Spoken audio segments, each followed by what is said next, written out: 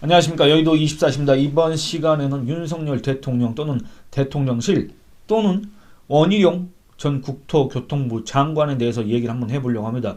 여러분들, 제가 윤석열 대통령 그리고 원희룡 전 장관 이렇게 얘기를 하는 순간 어떤 얘기를 하려고 하는구나, 이런 게 익히 짐작이 되실 거라고 생각을 합니다. 여러분들, 원희룡 국토교통부 장관한테 원래 대통령 비서실장을 맡길 수도 있다, 이런 취지의 기사들이 엊그제 나왔지 않습니까? 제가 거기에 대해서 이거는 상당히 위험한 발상이다, 뭐 다른 거 이런 거 저런 거 다 떠나서 그냥 간단하게 얘기를 해보면, 아니 원희룡이라는 대권 주자를, 원희룡이라는 이 보수의 미래 자산을 지금 현재 상태에서 대통령 밑에 가져다 둔다? 이거는 그 미래 자산을 썩히는 일이다.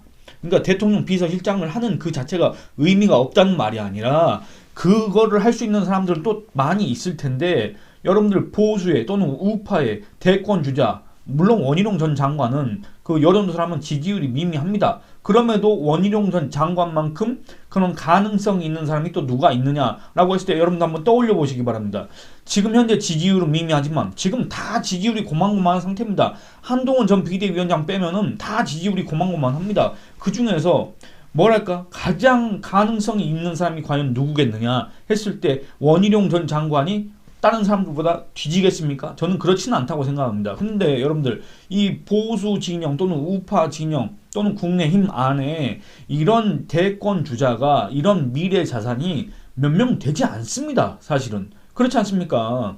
그렇기 때문에 대통령 비서실장으로 쓰는 것은 너무나 아깝다는 취지에서 제가 그 발상이 정말 위험하다, 이거는 스스로의 미래 자산을 깎아먹는 것이다, 지금 당장 우리 속담에 그런 말이 있지 않습니까? 엄발에 오줌 누기. 지금 당장 뭔가 이 위기를 모면하기 위해서 원희룡이라는 사람을 비서실장으로 쓴다는 거는, 물론 본인이 뭐 별로 가고 싶은 마음도 없겠지만 그거는 더 문제가 심각해질 수가 있다, 그런 얘기를 한 겁니다. 근데 오늘 기사를 보니까 이게 원희룡 전 장관한테 비서실장도 아니고 정무수석 비서관을 제안을 했다, 이제 이런 기사가 뜬 겁니다. 여러분들 그거 보셨습니까? 제가 그 기사 한번 읽어보도록 하겠습니다. 기사 제목이 이렇습니다. 윤 대통령 정무수석 제안에 원희룡 거절, 공천보다 힘든 인적 쇄신, 이렇습니다. 여러분들, 원희룡 전 장관한테 정무수석 비서관 자리를 제안했는데 당연하게도 원희룡 전 장관이 이거를 거절했다, 이런 기사가 떴습니다. 보셨을 겁니다. 그러니까 여러분들, 이게 너무나도 좀 이해가 되지 않습니다. 왜냐, 정무수석이란 거는 옛날에는 청와대, 지금은 대통령실과 이 여의도 정치권, 여기를 잇는 가교 역할, 일종의 대통령의 메신저 또는 뭐 이렇게 대외 협상, 이런 걸 갖다가 대신하는 그런 사람입니다. 근데 그런 사람의 지지율은 조금 낮지만 어쨌든 대권 주자고, 지금 현재 이 보수 진영 안에서 이 정도의 위치, 이 정도의 위상, 이 정도의 영향력, 이 정도의 인지도를 가지고 있는 사람이 몇 명이나 있는지를 감안해 봤을 때 과연 원희룡이라는 사람을 정무수석으로 써야 될 그 정도의 사람으로밖에 평가를 안 했다는 얘기인가? 지금 이게 의문이 들지 않습니까? 여러분들, 이런저런 설명을 다 떠나서 제가 예전에 어떤 사람들이 정무수석을 맡았는지 그거를 그냥 말씀드림으로써 여러분들한테 한번 그 생각을 해보시는 시간을 한번 권하고 싶습니다. 뭐 엄청 많지만 이명박 정부 때부터 한번 살펴보도록 하겠습니다. 이명박 정부 때 이 정무수석 비서관이 몇 명 있었냐면 총 7명 있었습니다. 아마 여러분들 지금 이제 제가 이 이름을 말해도 그 사람이 누군가 싶으실 겁니다. 왜냐, 이 정무수석이라는 사람들은, 그러니까 이렇게 얘기하면 또 어떻게 될지 모르겠는데, 정무수석이라는 사람들은 이제 정치를 했다가 국회의원 배지를 좀 달았다가 뭐 어떤 방식으로든 달았다가 이제 거의 끈이 떨어졌거나, 이런 사람들이 일종의 이제 대피처로 가는 곳이 바로 정무수석 비서관인데, 그 면면들을 보면 어떤지 아실 겁니다. 이명박 정부 초대 정무수석 비서관 박재환, 이 사람은 나중에 기재부 장관을 했습니다. 그 다음에 두 번째 맹형규, 이 사람도 아마 행자부 장관인가 했을 겁니다. 그 다음에 3대 박형준, 지금 부산시장 하는 사람입니다. 4대 정진석, 이번에 충남 부여 청양 거기에서 떨어진 사람 있지 않습니까? 국회 부의장. 그리고 그 그 다음에가 김효재, 이 사람은 이제 조선일보 출신입니다. 그리고 이달곤, 이 사람도 아마 행안부 장관을 했을 겁니다. 그러니까 여러분들 보시면은 아까 박재환, 이 사람이 17대 국회에서 국회의원을 했습니다. 비례대표를 했습니다. 그리고 맹형규, 이 사람은 3선을 했습니다. 박형준, 초선이었습니다. 17대에서 이 사람도 비례대표를 한번 했을 겁니다. 그리고 정진석, 이 사람은 이때 당시에 3선이었습니다. 김효재, 초선입니다. 아마 비례대표인가?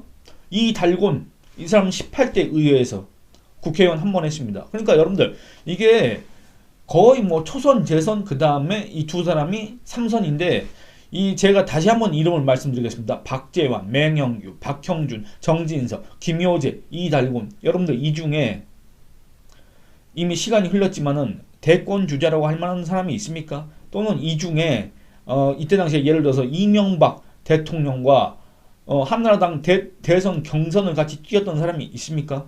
여러분들 이 원희룡 전 장관이 지지율은 미미했지만, 그리고 지금도 그건 마찬가지지만 그래도 윤석열 대통령과 대선 경선을 같이 뛴 사람입니다. 그리고 국토교통부 장관을 했지 않느냐 이렇게 물어보실 수가 있는데, 이 장관, 이 나라의 정책을 집행하는 장관과 대통령의 참모, 그 참모도 어떤 뭡니까? 대외 협상용 또는 이 메신저 역할을 하는 그런 참모 있지 않습니까? 이게 하늘과 땅 차이입니다. 뭐 정무수석 비서관은 차관급, 그다음에 장관은 장관이고, 이런 급을 얘기하는 게 아니라 그 일이 갖는 의미, 그런 거에 있어서 이 장관과 이 정무수석이라는 또는 대통령 참모라는 거는 그 차원이 다른 얘기입니다. 대외적으로도 그렇지 않습니까? 왜냐, 장관은 분명히 내각의 강요이고, 그 강요는 결국엔 대통령 밑에 있긴 하지만, 근데 비서, 참모, 이것과는 전혀 다른 개념이지 않습니까? 근데 여기에다가 원희룡이라는 사람을 이렇게 넣을 수가 있느냐 그겁니다. 아마 원희룡 전 장관 입장에서 상당히 거절한 이유가, 내가 아무리 지금 이재명이하고 싸워갖고 떨어지긴 했지만 나를 정무수석이 한다는 건 너무한 거 아니냐, 이렇게 생각할 겁니다. 박근혜 정부 살펴보겠습니다. 첫 정무수석 비서관이 누구냐면 이정현 전 새누리당 대표. 이번에 전남, 순천, 곡성, 광양, 을 지역에 나가서 떨어진 사람 있지 않습니까?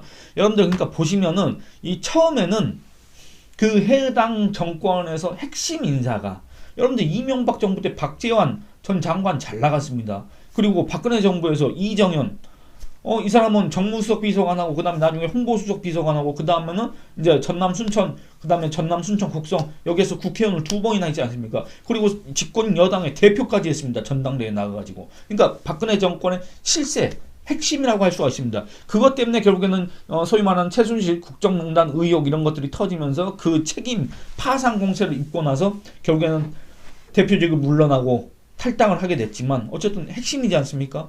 그리고 두 번째 박준우, 세 번째 조윤선, 네 번째 현기환, 다섯 번째 김재원, 그리고 여섯 번째 허원재, 이렇습니다. 여러분들 이 중에 아마 여러분들 귀에 익지 않은 사람도 있을 겁니다. 그러니까 이 정도입니다. 이때 당시에도 이정현 수석은 박근혜 정권의 실세였지만, 실세가 아니라 친박 중에 친박이었지만 힘은 별로 없었다. 근데 친박 중에 친박이었지만 비례 한 번 했습니다. 초선이었습니다. 뭐 다른 사람 조윤선 재선입니다. 현기환 재선입니다. 김재원이 몇 선인가? 네. 어쨌든 그렇습니다. 그렇게 비중 있는 사람들이 한 거는 아닙니다. 사실은. 그러니까 대통령 입장에서도 저 사람이 한 초선, 재선, 3선 이 정도밖에 안 되니까, 3선도 뭔가 이렇게 중진이라고는 하지만 뭔가 이렇게 중량감 있는 3선이 아니라, 어쨌든 이런 사람들을 자기 밑에 두고서 한마디로 소위 심부름꾼으로 이렇게 써먹기 편안한 이런 사람들 갖다가 정무수석 비서관으로 앉혀놨다 그겁니다. 여러분들 문재인 정부 한번 보시겠습니다. 첫 정무수석 비서관 전병헌, 두 번째 한병도, 세 번째 강기정, 최재성, 이철이, 이렇습니다. 그러니까 이것도 마찬가지입니다. 문재인 정부에서도 그 정무수석의 역할도 역할이지만 그 소위 말하는 급이라고 해야 될까? 급이라고 하는 게 거의 뭐 국회의원 재선을 하고 떨어진 사람들, 일감이 없어진 사람들 데려다가 쓰는 겁니다. 사실은. 그렇지 않습니까? 그런데 이상한 거는 왜 여기에다가 원희룡이라는 사람을 데려다 쓰려고 했을까? 그 발상은 대체 뭔가? 여러분들 이렇기 때문에 제가 그 전에도 몇 번 말씀드렸지만, 그리고 여러분들도 지금 공감하시겠지만, 윤석열 대통령을 둘러싸고 있는 그 대통령실의 그 참모라고 하는 사람들이 이렇게 정무적 판단 능력이 떨어진다, 정무적 감각이 없다, 이렇습니다. 이렇게 원희룡한테 비서실장직을 제안하는 것도 그렇지만, 비서실장도 아니고 정무수석 비서관을 제안하는 거, 그리고 이걸 갖다가 공개되도록 하는 거, 정말 이거는 대형 사고입니다. 사고, 사실은. 그렇지 않습니까? 이 일련의 과정이 다 대형 사고입니다. 그래서 이런 것들을 보면 정말 이 대통령실 인사들을 싹 물갈이를 해야 된다, 이런 생각이 들면서도, 근데 또 쓸만한 사람이 별로 없지 않습니까? 그러니까 한편으로 생각하면 오죽 쓸만한 사람이 없었으면 원희룡 같은 사람한테까지 정무수석을 해달라고 그렇게 부탁을 할까, 그런 생각이 들기도 하는데, 어쨌든 그렇습니다. 지금 이 여권에 이 과거에 정치를 했다가 지금 끈이 떨어져 가지고 소위 말해서 놀고 있는 사람들이 많이 있습니다. 그 중에서 가장 괜찮은 사람을 뽑으면 될 것 같은데, 아니 미래의 가능성이 있는, 그 미래의 가능성이 얼마나 될지도 모르는, 그러니까 그 모른다는 게 앞으로 얼마나 성장할 수 있을지 그 잠재력을 가늠할 수 없는 그런 원희룡이라는 미래 자산을 갖다가 이런 식으로 쓰고, 여러분들 그러면은 그렇습니다. 제가 지난번에 그 영상 올렸을 때 어떤 분이 그 댓글을 달아주셨습니다. 뭐라고 했냐면, 원희룡이 옆에서 잘 하면 된다, 그리고 정권 끝나기 전, 임기 끝나기 전에 나와서 자기 길을 찾으면 된다, 이제 이런 취지로 말씀하셨는데, 그러면서 이제 문재인을 얘기했습니다만, 문재인과 이 경우는 다릅니다. 여러분들, 문재인이 분명히 노무현의 비서실장을 했던 건 맞습니다만, 만약에 노무현이 그런 극단적 선택을 하지 않았다, 뭐 그런 사건 자체가 없었다고 한다면 문재인이 정치를 할 수 있었겠습니까? 문재인이라는 사람은 그때 당시에 뭐 알려진 사람도 아니었는데, 문재인이라는 사람은 노무현 정권 때 시민 사회 비서관인가, 그리고 민정수석 비서관, 그리고 비서실장을 이렇게 했습니다. 그것도 막 연속으로 이어서 한 것도 아닙니다. 뜨문뜨문 했습니다. 여러분들, 이 문재인이라는 사람은 대외적으로 인지도가 있던 사람이 아닙니다. 정치를 할 깜냥 이런 것도 솔직히 객관적으로 별로 그럴 만한 재능도 없는 것 같다, 이런 아마 평가를 하실 겁니다. 그런데도 그 사람이 정치권에 들어올 수 있었던 이유, 그나마도 국회의원 한번 해먹을 수 있었던 이유, 그나마도 또 그 운이 좋은 건지, 아니면 그 뒤에서 누가 이렇게 이런 상황을 조장을 한 건지 모르겠지만, 박근혜 전 대통령이 탄핵됨으로써 그 탄핵 광풍에 힘입어가지고, 그 다음에 세월호, 오늘 마침 4월 16일입니다만 세월호 애들한테 이 진도 팽목한 거 방명록에다가 미안하고 고맙다, 왜 죽은 사람들한테, 왜 사고로 안타깝게 그 생을 달리한 사람들한테 고맙다고 합니까? 정말로 그건 아직도 이해가 안 되는 표현인데, 어쨌든 그렇게 해서 문재인이 대통령이 된 거지.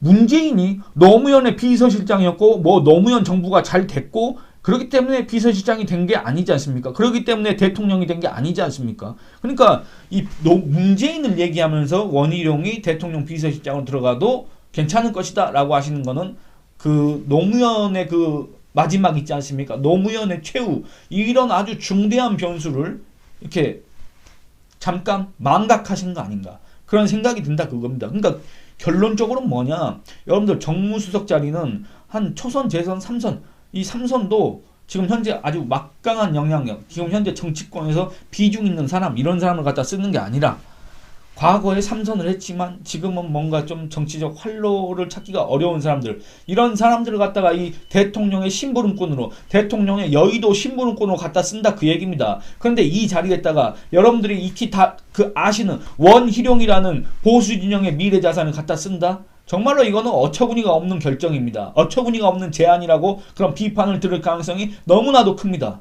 여러분들 어떻게 생각하시는지 의견 한번 달아주시기 바랍니다. 이 영상은 이만 마치겠습니다. 감사합니다.